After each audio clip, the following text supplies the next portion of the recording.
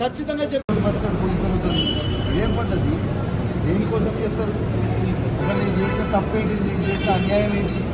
ప్రజల కోసం బరాబర్ ఆ కారీలో ఇబ్బంది అవుతుంది, ఇల్లీగల్గా నడుస్తుంది కారీ. అది రేవంత్ రెడ్డి బేనామీ, సీతక్క బేనామీ, కడియం శ్రీహరి బేనామీ, ఎమ్మెల్యే నాగరాజ్ బేనామీ. వాళ్ళ బేనామీలకి కొన్ని ఎన్ని రోజులు రాస్తున్నారు. ఇదేం పద్ధతి? అసలు ఇదేం నాకు నోటీస్ ఇవ్వకుండా మీరు ఎట్లా అరెస్ట్ చేస్తారు? రేవంత్ రెడ్డి చెప్తే మీరు అరెస్ట్ చేస్తారు. రేవంత్ రెడ్డి చెప్తే మీరు అరెస్ట్ చేస్తారా? రేవంత్ రెడ్డి ఇదే కాదు కదా, రేవంత్ రెడ్డి మీ జీతం మీద రేవంత్ రెడ్డి ఇస్తలేదు కదా. ఇదేం పద్ధతి?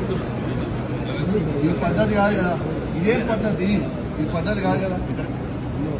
ఇది పూర్తిగా అన్యాయం. రేవంత్ రెడ్డి గారు పెట్టుకున్న అక్రమ కేసు ఇది. కమలాపూర్ మండలంలో గుండేడ్ గ్రామంలో ఇల్లీగల్ మైన్ నడుస్తా ఉంది. ఇది ఆయన రేవంత్ రెడ్డి ఆధ్వర్యంలో సీతక్క, తర్వాత కడియం శ్రీహరి, ఎమ్మెల్యే నాగరాజ్ గారి బెనామీ. ఖచ్చితంగా నిలదీస్తాం, ఖచ్చితంగా అడుగుతూనే ఉంటాం, ఊపుకునే ప్రసక్తే లేదు.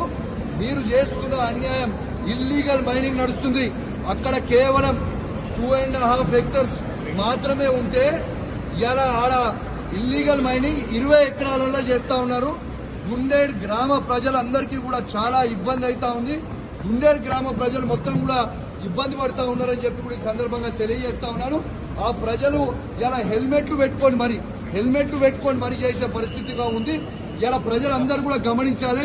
ఇలా రేవంత్ రెడ్డి గారు చేస్తున్న అక్రమ అరెస్టులు, అక్రమ కేసులకి నువ్వు రేవంత్ రెడ్డి గుర్తుపెట్టుకో. నువ్వు ఎన్ని కేసులు పెట్టినా, ఎన్ని బెదిరించినా భయపడేది లేదు. నీ సంగతి తప్పకుండా చెప్తాం. ఖచ్చితంగా ప్రజలలో చెప్తాం, ఖచ్చితంగా చెప్పే ప్రయత్నం చేస్తాం. జై తెలంగాణ, జై కేసీఆర్.